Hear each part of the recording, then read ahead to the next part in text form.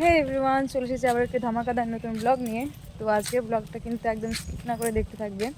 আর আজকের ব্লগের বিষয়বস্তু থাকছে, আজকে হচ্ছে যেহেতু শনিদেবের পুজো রয়েছে, তার জন্য আমরা সেখানেই যাচ্ছি।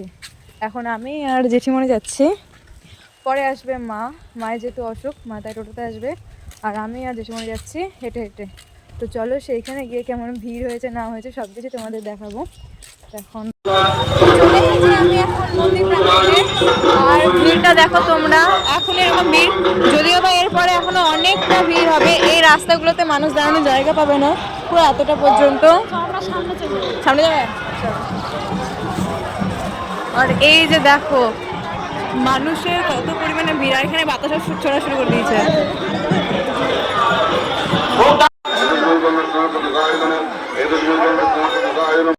আমি তো একদম এখন মিডিল পোর্শনে দাঁড়িয়ে রয়েছি। মিডিল পোর্শনে দেখাচ্ছি এই সাইডে দেখো কত ভিড়, পেছনে তো রয়েছে, আবার এই সাইডে তো এত ভিড়। কোথায় কোথায় এই যে এখন চারিদিকে বাতাসা ছিটানো হচ্ছে, যদিও বা বারণ করা হচ্ছে বাতাসা ছিটানোর কথা, কিন্তু কেউ কানেই নিচ্ছে না। বাতাসা এইভাবে ছিটিয়ে যাচ্ছে। এই বাতাসা ছিটিয়ে ছিটিয়ে কিন্তু অনেকজনের লাগে। আমার যেমন লেগেছিল গত বছর, এবার জানি না কি হবে, এখনো পর্যন্ত অক্ষত আছি। তবে একবার পড়ে গিয়েছিলাম, এখানে সব ঠেলা মেরে ফেলে দিয়েছিল আমাদেরকে। আমি একটা অবতারকে দেখলাম, যে অবতারটা একটা লাল টকটকে লেহেঙ্গা পরেছে, আর চোখের এই পাতাগুলো চকচক চকচক করছে। আমি জানি না ভাই, আমার মেকআপ সম্পর্কে সেরকম কোনো জ্ঞান নেই, ওইটাকে কি বলে আমি জানি না। তবে চোখের এই পাতাগুলো চকচক চকচক করছে।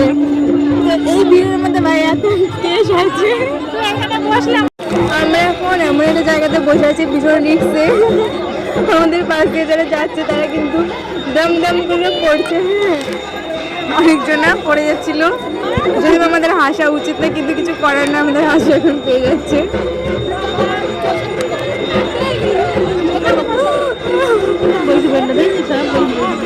না বসলে হবে না, যে এরা সব বসে পড়লো, এরা কিন্তু এখনই পড়ে গেছিল। হ্যাঁ, এরা পড়ে যাওয়ার পরে বসলো। ওরা এখন মনে করছে যে না, বারবার করে এরকম করে পড়ে যাওয়ার থেকে চুপচাপ বসে পড়লো।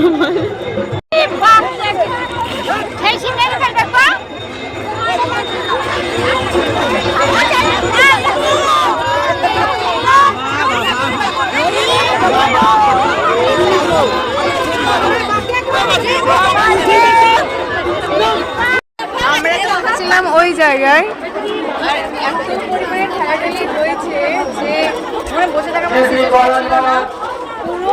মানে কাঁধটা পুরো ব্যথা হয়ে গিয়েছে, উঠতে পারছি না, এত ভিড় কাঁধের পরে, মানে আরেকজনে পড়েছে, আমার কাছে আরেকজনে পড়েছে, এরকম হয়ে গেছে।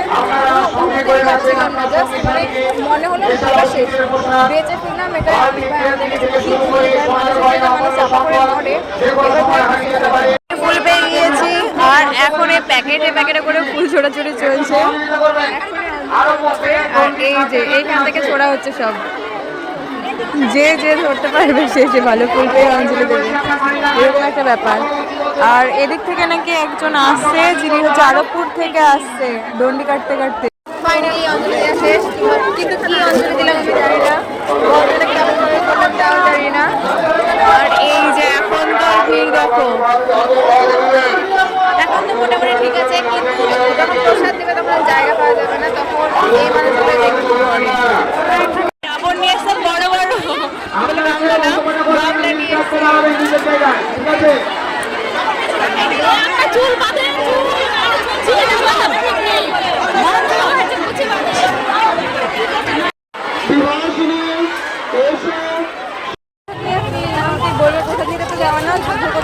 এই যে প্রসাদ, আর প্রসাদ নিতে গিয়ে আমার পায়ের নখ ভেঙে গিয়েছে।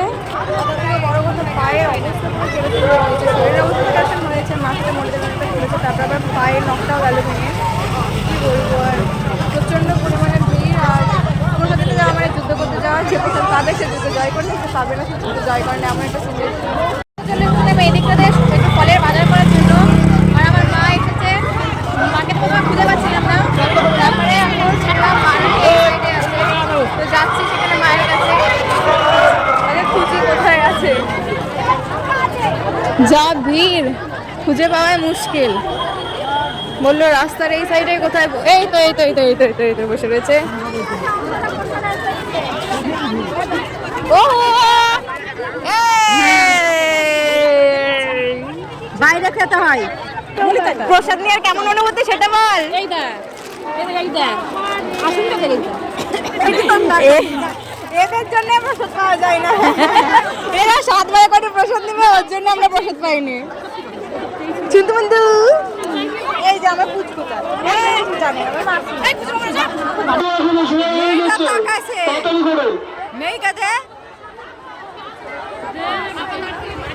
একটু ফলের বাজার করা হবে, যদিও আমি গতদিন করে নিয়ে গিয়েছি তবুও আজকে করছে মা, যেহেতু আমি আর মা দুজনে আজকে।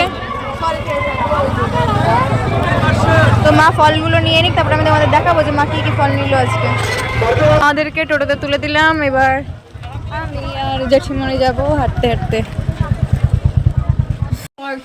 তো এই প্রসাদ নাকি ঘরে তুলে খেতে হয় না, তার জন্য আমি বসে পড়েছি খেতে। আর এই যে প্রসাদ, এই যে নাও খাও,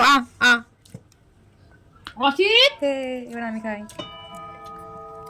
তো আমি এখন চলে এসেছি পুজো করে, আর খিদে পেয়েছে। প্রসাদ তো খেলামই, এবার এখন খাবো। আমি এখন খাচ্ছি কমলা লেবু। আমাকে সোয়েটারটা দিয়ে নি। আমি এখন বসে পড়েছি খেতে, আর আমি এখন কি কি খাচ্ছি সবটাই তোমাদের দেখাই। কিছুই না, জাস্ট ফল কুচিয়ে নিয়েছি, শসা আছে, আপেল আছে, কলা আছে, আর আছে হচ্ছে সাবু। এটাকে এখন মাখিয়ে খাবো, আর এরপর একটু চিনি ছিটিয়ে নিয়েছি, যে এটাই এখন খাবো। এটা খেলেই মোটামুটি রাত্রিটা পার হয়ে যাবে, আর কোনো সমস্যা হবে না। এখনও ছোলার ডাল ভেজানো রয়েছে, আমাদের বাড়িতে খুব খাই ছোলার ডাল ভেজানোটা, ওরাই খাবো পরে যদি খিদে পাই তাহলে। আমাদের তো ওইটা অতটা পছন্দ না, তবে এইটা এখন খাবো। মাখিয়ে নিলাম, এখন এইটাই খাবো। দেখি কেমন হয়েছে, ফার্স্ট টাইম খাচ্ছি আমি দেওয়া।